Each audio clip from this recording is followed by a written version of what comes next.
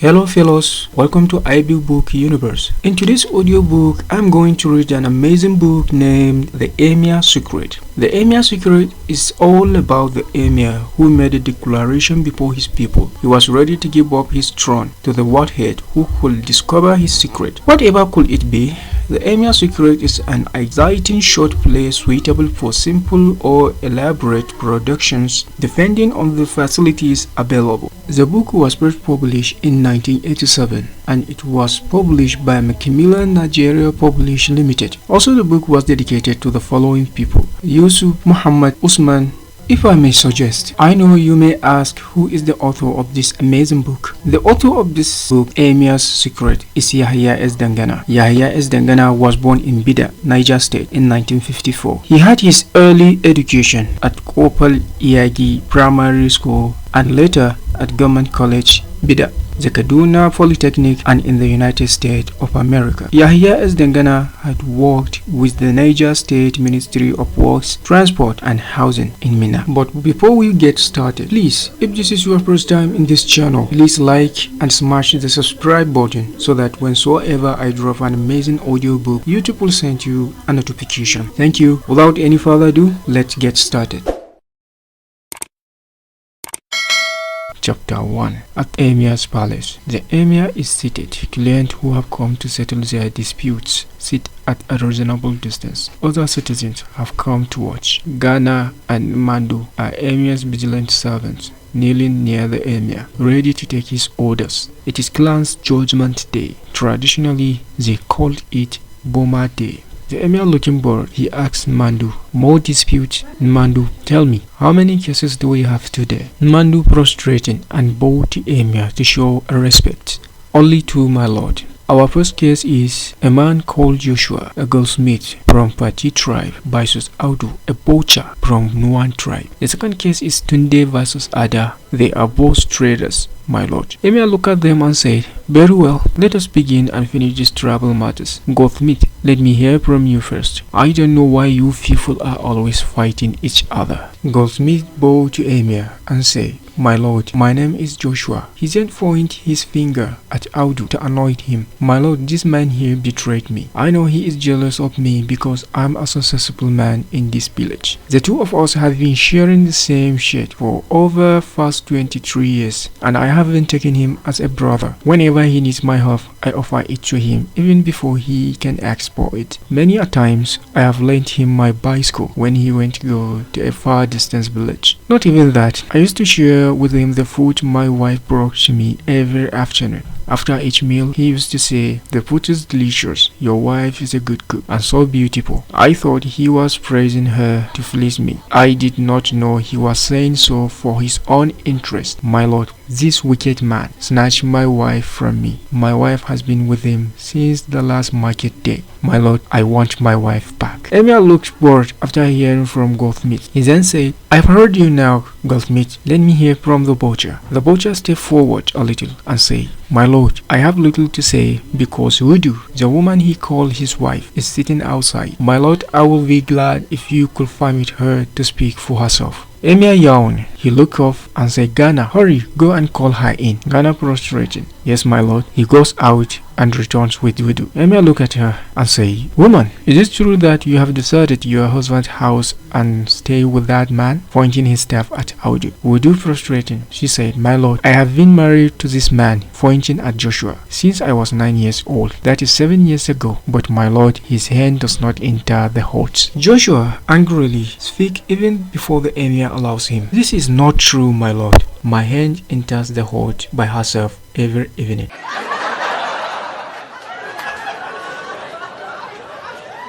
Ada looked at Joshua while laughing and said, "You don't understand her, Goldsmith. She meant to say you are not a man." His opponent to stop him by saying, "Keep quiet, you. You should be ashamed to talk about anyone else's manhood. Are you a man? I say you are not. Any man who can't pay his debt is not a man at all." He then stand off while pointing at Ada. "You must pay me my money right now." The people around start shouting, while the Emir looking at them very bored. Ghana returns after a while and wishes in the Emir's ear. Immediately, the Emir looks happy and excited. Emir rising to his feet and said, "Silence!" Everybody is quiet at once. "My people, I will not be able to continue with today's judgment," said the Emir. "Urgent state business demands my attention. I will expect you back on the next of coming Boma Day. Always bear in mind that you are all Kavalans, no matter how your individual differences. You all belong to the same status. If you must quarrel, bring your witnesses when coming back next Boma Day." The clients and the people leave reluctantly. Now the palace is quiet and empty. Emir looked very excited. "Ghana, call Babaku, the fortune teller. Let him tell me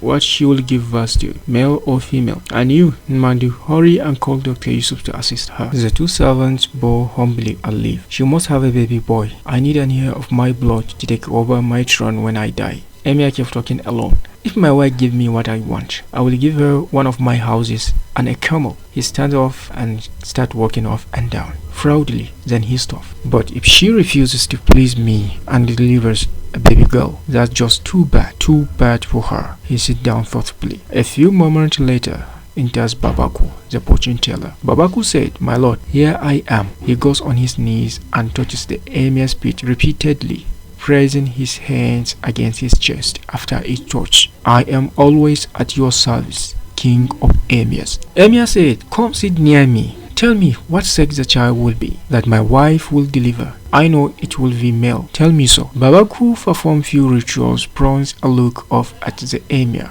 but afraid to speak. Tell me, is it a male?" Emir asks in hurry, but Babaku is still afraid to talk. Your wife,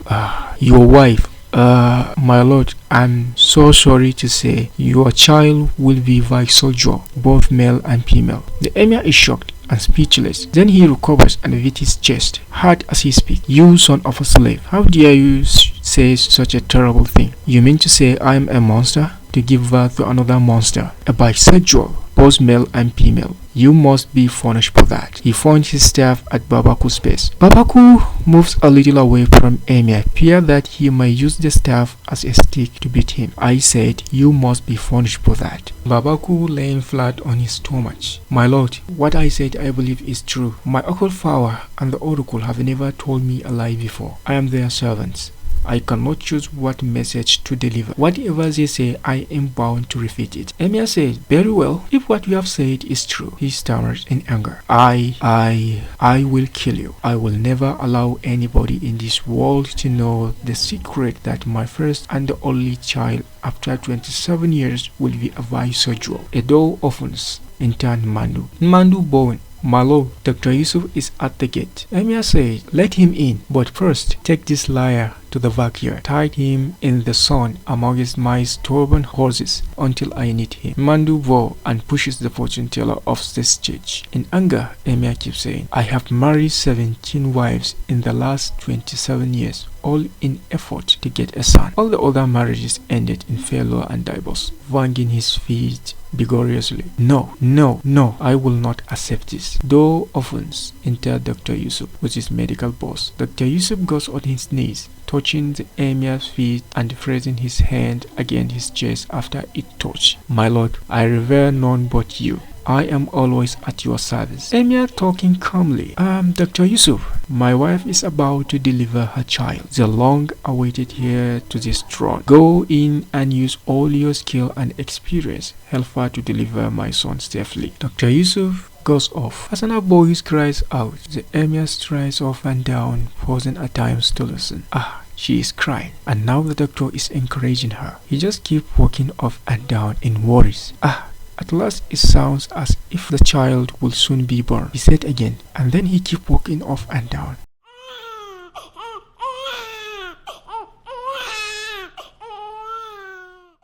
There, I am sure I heard the baby cry. He listened again. What is wrong with that old fool doctor? Why is he saying, no, I can't believe this. No, can't be true. Doctor Yusuf, come here at once. Dr. Yusuf hurries in and stands looking at the ground. Doctor, tell me, what has happened? Asked the Emir. But Dr. Yusuf is silent without saying any word. Has she delivered? I know the child is a baby boy. Tell me. The Emir asking questions one after the other. Dr. Yusuf said, your wife has given birth to a hermaphrodite. What is a hermaphrodite? Emir asking in stammering. Dr. Yusuf said, I mean your wife was affected by gonadotrophical disorder, which are the result of faulty chromosomal fusion. I don't understand, said the Emir. Takes a quick step to his wife's door and back to the doctor. Dr. Yusuf said, in short, it could be unfortunate result of something similar to the thalidomide disaster. Come on, tell me. It is a baby boy. Stop all these strange words. I don't understand anything. Dr. Yusuf said, an ignorant choice of self-medication could cause that. Emir in shouting, cause what? Bisexualism, my lord. Bisexualism? Asked Emir. Yes, my lord. A man and a woman, both in one person, said doctor. Emir said, I don't understand you, doctor. Dr. Yusuf said, I mean an individual who possesses both male and female sex organ, a hermaphrodite. They both hear a sound in an off stage. It's Hasana. Dr. Yusuf said, don't come here. Go to bed, please. Lie down. You will collapse. I don't believe this, doctor, said the Emir. After 27 years of body life, my first and only child could not be a bisexual. My lord, after my 16 years of experience, I must know what I am talking about. But do you know the danger of abusing my first and only child? Beware. If you have such confidence in your long year of experience, go ahead, change whatever it has and make it male. Only male. I must have a male to inherit my throne as a custom demands, said the Emir. Dr. Yusuf shaking his head indoubtably. My lord, it is not going to be possible. I have examined the child carefully. It can only become female, not a male. Any other attempt will lead to her death. His death, you mean? So, you will kill my first child. I will make sure you don't see tomorrow's sunrise, because if you do, you must surely tell my people my first and only secret. Turning his back on the doctor. Very well. Go ahead and operate. Make the child into a female. A female can also rule in certain circumstances. Or isn't even that possible with your 16 years of experience? Dr. Yusuf replies in shock. But my lord, an operation can only take place in the hospital inside the operating theater. No, you can't take my child to the hospital. I don't want people to know about this, said the Emir. Dr. Yusuf said, the child will be exposed to danger. Danger? In my palace? Asked the Emir. Dr. Yusuf said, yes, I say danger because medically it's Emir, stop him. I don't want to hear anything anymore. Just do as I told you. But my lord, I don't have the complete equipment to be used for the operation, said Dr. Yusuf. Emir in shouting, just do as I say. Open that box. Dr. Yusuf opens it. The Emir looks inside. And are you going to use all these knives on my child? And what are you using this length rubber for? To tie its hands and legs? I hope you are not going to butcher my child. Beware, Emir warned. Dr. Yusuf saying, no, my lord. There is nothing strange in these pieces of equipment. They both look into the box. This is the stethoscope. It is used to hear the rhythm and the strains of the heart construction as it pumps the blood through the elastic vessels, generally known as cardiovascular. And this one here is a portable blood pressure apparatus. It undertakes the same function as a sigmonometer used for checking and in picking of gas, cutting, etc. And the tissue forceps are used in holding or drawing tissue. I told you there is no single strength thing here. You can see here we have the artery forceps used in cleaving the artery when there is bleeding. The sponge holding forceps are used in cleaning cavities. You see, these are scissors and scaffolds used in cutting items and tissue. I told you that there are no strange things here. Emir shivers and walk away. You have finished wasting your time with your jargons. Now go ahead, do what I told you. No mistakes. Dr. Yusuf's trembling. Yes, my lord. The doctor leaves the stage. The Emir walks up and down. Those knives. My secret. What am I going to do? He keeps walking up and down. This man is taking a long time. Has he run away? Dr. Yusuf returns. Have you finished? Emir asks. Dr. Yusuf happily. Yes, my lord. Your child is a healthy female now. The Emir stands silently in a thoughtful mood and later noticed head in agreement, indicating he has found a solution to the problem. Emir called Nmandu. Nmandu runs to the Emir and falls on his knee. "Here I am, my lord. Take this beast away and do to him the same thing you have did to Babaku." Nmandu goes up with Dr. Yusuf. "I don't trust anybody." He goes to the door of Hasana's room and speaks to her. "As for you, I must know who gave you this child before I kill you with my own hands. I am not the father of this child." He clenches his fist as if to strangle her. Hasana frustrating. "Oh, my lord," Emir said. "Meanwhile, you are under arrest. Don't attempt to leave that room until I am ready to deal with you. This is your last chance of seeing the sun. You will never know the differences between day and night until I find out the truth." "Ghana!" Ghana enter and bowed respectfully. "Ghana, yes, my lord. I am always at your service, and I am here to worship you every minute, even on the judgment day." Emir sits very sadly and looks gloomy. "Go to Fatih and Nwan. Tell Soba and Boya to tell their people that I, Emir Jia, have got a child. I am inviting them with their people to join me to celebrate this great occasion." He buries his head in his hand.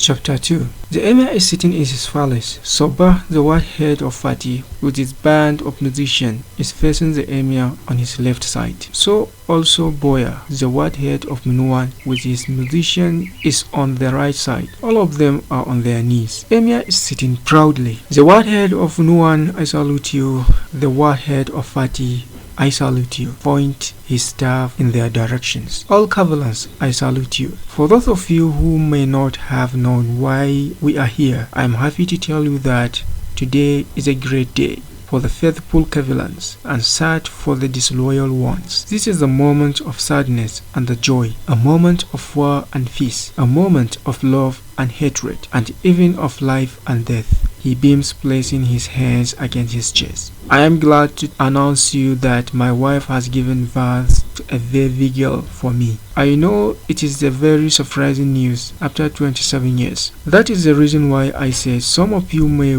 be happy and others sad. I know it is against the custom of Kabila for a female to rule, but when I don't have a male child, what do I do? Shall I go and borrow or adopt somebody else's child? We must act according to the prevailing circumstances. Whatever my child may be, even along of wood, it must rule.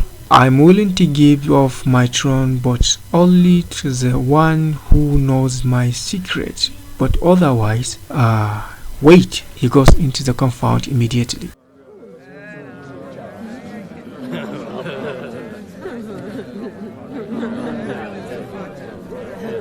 A louder murmur arises among the crowd as they sit down. Soba, the white head of Fatih, said, "I think he is just looking for a way to crown his daughter, and doing so, he will be crossing Ziggy." Boya said, "Have you heard of a wife marrying her husband?"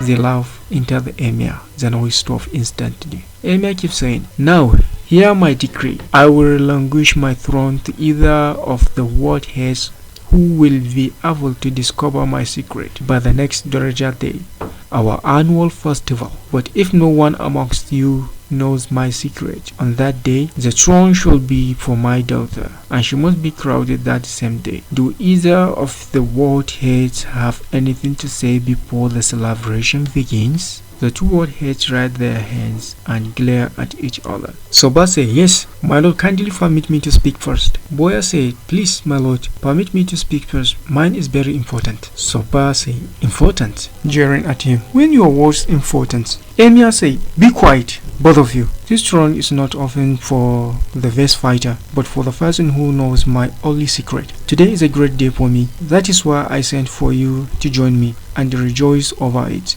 Since you refuse to behave like a gentleman, We will use our Kavlan way of settling an argument between rebels. I mean wrestling and sword fighting. The people cheers. I will permit whoever emerges victorious to dance first. Nobody will make any speech again. Reserve all you want to say until Daraja Day. He sits more comfortably, rubbing his hands in anticipation of the fight. The sword fight lasts for 2 minutes and Boya wins, while the wrestling lasts for a minute and Soba wins. The spectators are in dilemma. Nmandu rushes to Emir and say, "My lord, the two of them are winners. What do we do?" Emir thinks for a moment. "Don't worry, I know what to do. Go and bring a stool and put it in the center. There must be a winner in every competition. Let them go for arm wrestling." The arm wrestling lasts for 3 minutes before the stool suddenly collapses. Nmandu said, "My lord, what do we do now?" "Emir, I have settled disputes and quarrel before now." He plucked a cowrie from his shoe. "Take this cowrie, let them toss, and whoever wins shall dance first." Nmandu takes the cowries. Nmandu asks Boya, "Which side do you choose?" Boya chooses first. Nmandu and you? Soba chose back the tail. Nmandu tosses the cowrie. Nmandu talking to Boya, "Your people shall dance first." Each group dances for 5 minutes. Emir full of satisfaction. "Thank you all for sharing this moment with me. For me it is a thing of joy. It is pity that Dr. Yusuf and Babaku couldn't be here with us today.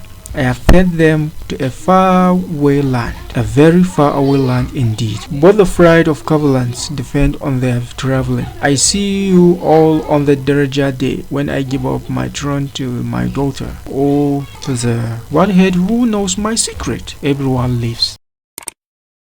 Chapter 3. The Emir is sitting in his private chamber. "Emir, Ghana, Nmandu, bring those prisoners before me. I mean Dr. Yusuf and Babaku."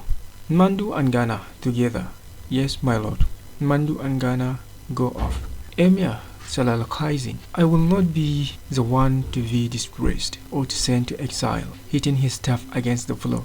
"No, no, no, I must kill them. I don't want anybody to know this secret. Nowadays people don't keep secret." Enter Nmandu and Ghana with Dr. Yusuf and Babaku in chain. Nmandu and Ghana together.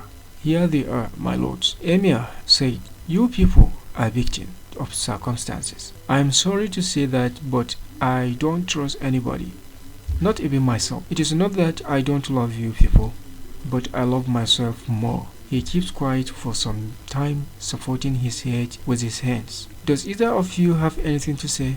I will not stop you from making your last wish." Dr. Yusuf with dignity, "My lord, you are forgetting the nature of my vocation as a doctor. To keep secret is part of my work. I beg you, my lord, spare my life.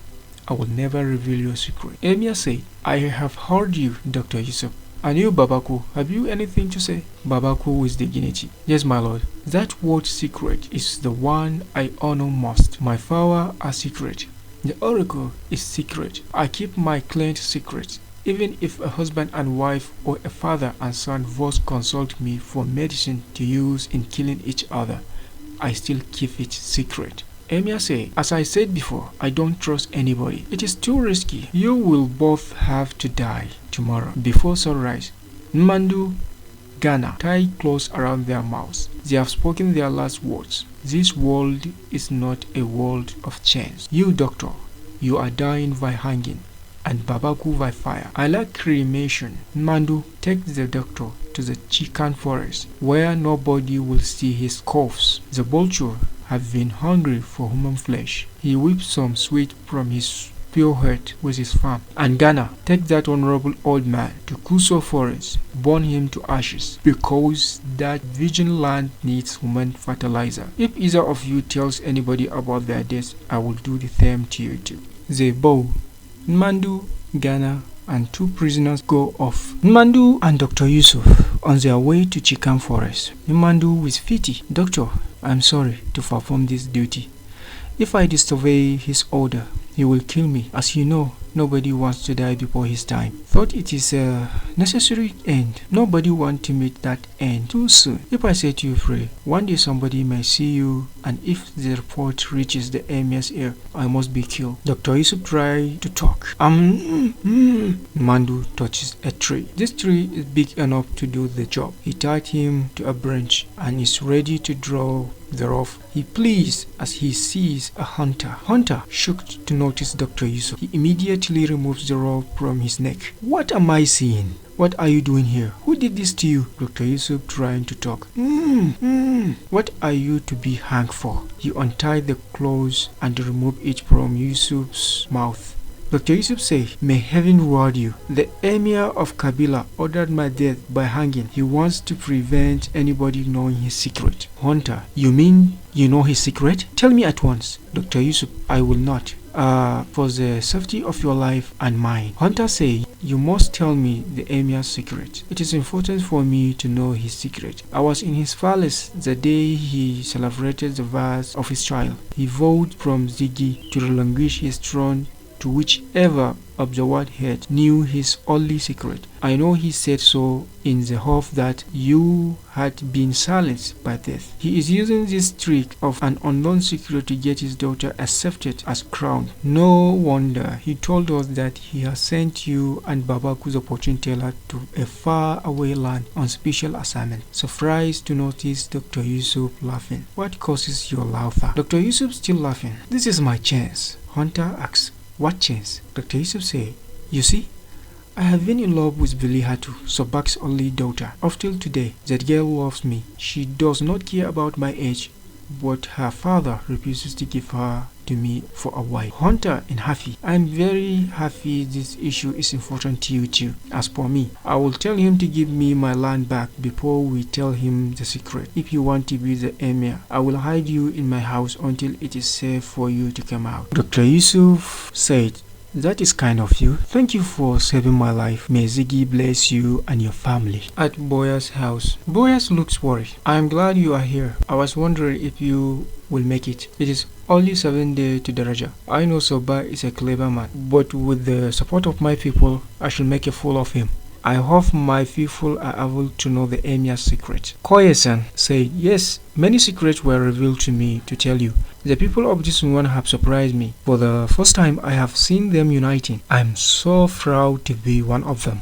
Boya said, I am happy they realize the importance of my being the next Emir. Koye-san said, a fisherman told me that at dawn 3 years ago, while he was fishing, he saw the Emir jumping into the river, carrying somebody on his back. When he came out of the water, the person he carried was no more to be seen. Boya said, could that be his wife who disappeared from this earth ultimate today? Maybe our Emir made sacrifice to Manyara, the goddess of the river. Koisan said, the priest also was of great help. When he approached me, I was thinking he was going to preach to me against alcohol as he used to do. But to my surprise, he said, 5 years ago, the guard at my church told me he saw the Emir drag a she-goat to the back of the church, and but I warned him not to tell anybody. Boya said, that is a terrible thing to do. The she-goat must have been foolish not to have cried for help. They laughed. Koithan, I think you know Midi the carpenter. Yes, I know him. Isn't that the man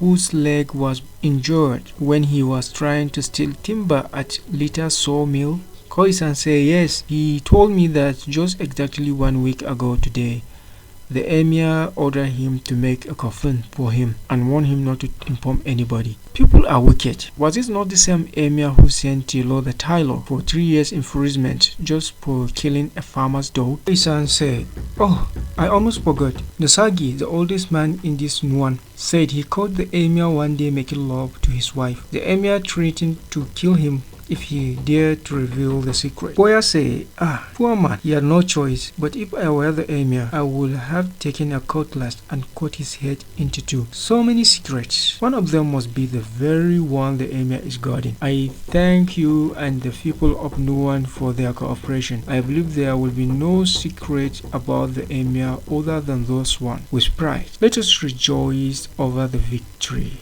in advance. They start drinking. At Sobak's house at midnight, Hunter say it is a thing surprise to you to see me in your house after I promised not to step into your house again. Touching the doctor. This man is not a stranger to you, I know. Soba look at the doctor with hatred. I don't know what the two of you want in my house. In your own interest, I will suggest both of you leave this house now, showing them the way out. Hunter, you must have something to do. Doctor, you are supposed to have a trouble on our Emir's special assignment. Dr. Yusuf and Hunter together. Leave your house? Soba is shouting. I said you people should leave my house before I lost my temper. Dr. Yusuf and Hunter again. Lost your temper? Soba say yes, and you will see what I will do to you if you do not leave here now. Hunter say, we shall leave your house if you insist.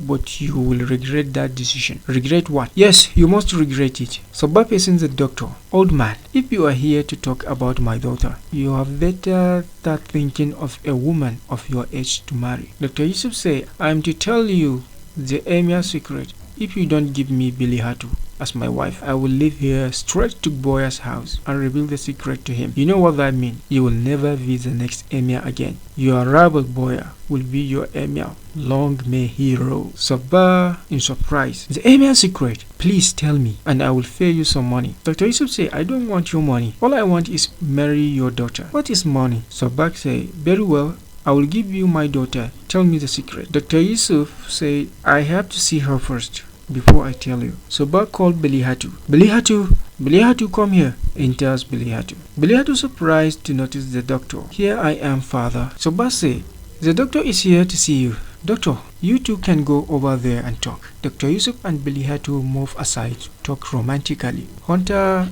said to Soba, the doctor made his own request and you have granted it. I have my own demand. I want my land back. Soba said to Hunter, I did not take your land from you.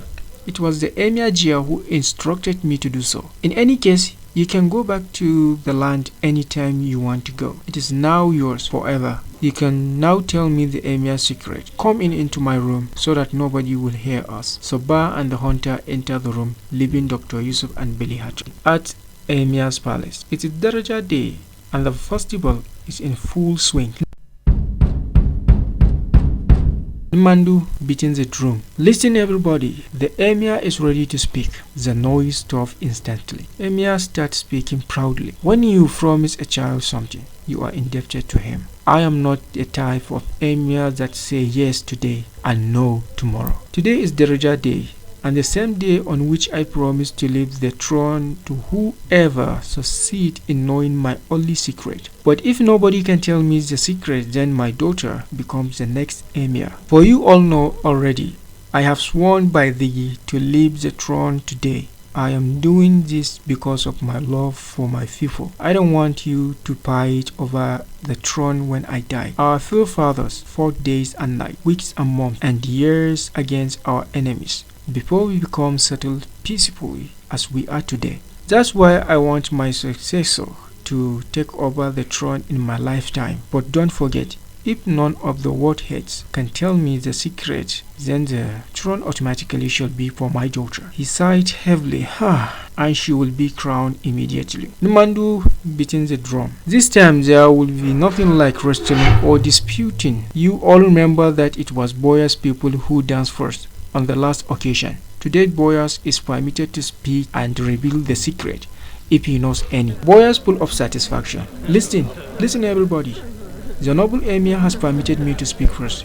Our Emir's secret is the attention of audience is distracted when they hear somebody shouting at upstage. It's Hassana still shouting.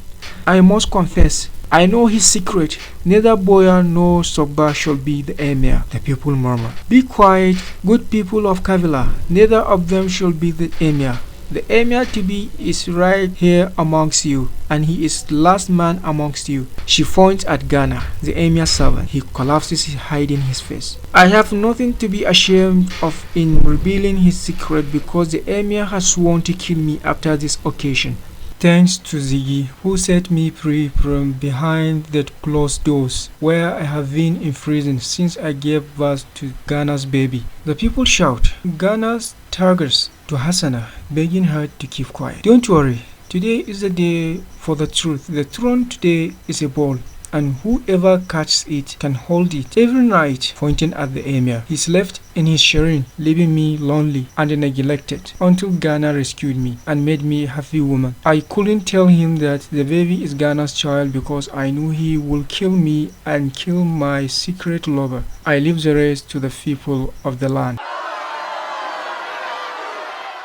The people shout, treating against her. An old man walks in and raises his hand. Everyone is silent. Old man, with authority, he speaks. Nobody should move. Everybody should listen attentively. Here is the message from Ziggy to all of you. The blue flame which is hotter than her mother, red hot charcoal, the fish that swallow other fishes. The unchallenged one said, I should tell you this secret. The emir's wife Hassana gave birth to a Vaxajol. The emir sneaked away. Ziggy did all this to the emir as a punishment for his dreadful deeds. Let all of you be warned. No one is too high to escape the punishment of Ziggy. I leave you all in peace. He walks away slowly, and the cavaliers stand in fear and sorrow with miserable faces. With this, we have come to an end of this short amazing book. Please don't forget to like and smash subscribe button. Whenever I drop another amazing audio book, YouTube will send you notification instantly. Thank you and see you in my next audio.